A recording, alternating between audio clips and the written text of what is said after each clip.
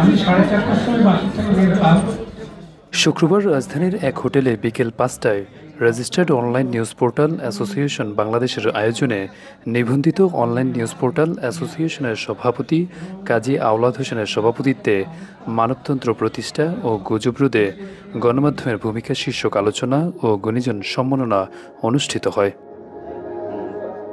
অনুষ্ঠানে প্রধান অতিথি ছিলেন বিচারপতি মীর হাসমত আলী। অনুষ্ঠানে আলোচক ছিলেন দিগন্ত মিডিয়া কর্পোরেশনের চেয়ারম্যান শিব্বির মাহমুদ, ওকে বাংলাদেশ সম্পাদক শিহাব রিফাত আলম, সংবাদ উপস্থাপক ও টকশো সঞ্চালক সালাউদ্দিন সাদি, বাংলা52news.com-এর সহ সম্পাদক লেফটেন্যান্ট অবসরপ্রাপ্ত সাইফুল্লাহ খান।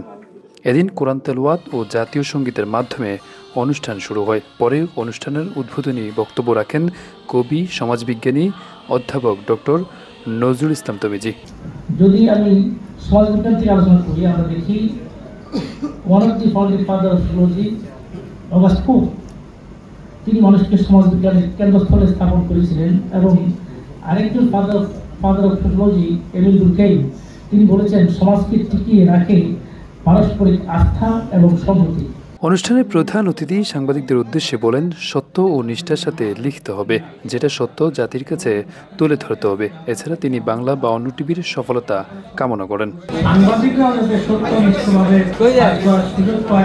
অনুষ্ঠানে অতিথিদের বক্তব্য শেষে গুণীজন সম্মাননা দেওয়া হয়, যাদের মধ্যে ছিল সাহসী সাংবাদিকতার জন্য মনোনীত আল জাজিরার সাংবাদিক জুলকার নাইন সায়ের, জাতীয় অবদানের জন্য মনোনীত মেজর অবসরপ্রাপ্ত ফজলে এলাহি আকবর, রাইজিং লিডারের জন্য মনোনীত মেজর অবসরপ্রাপ্ত আবদুল্লাহ মাহমুদ, ক্রীড়ার জন্য মনোনীত মেজর অবসরপ্রাপ্ত রায়হান আজাদ, সমাজসেবা ও মানবিকতার জন্য মনোনীত লেফটেন্যান্ট অবসরপ্রাপ্ত সাইফুল্লাহ খান সাইফ সহ আরও অনেকে।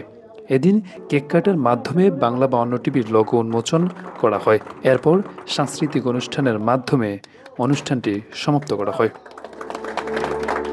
আরাফাত হোসেন, যুগের চিন্তা, ঢাকা।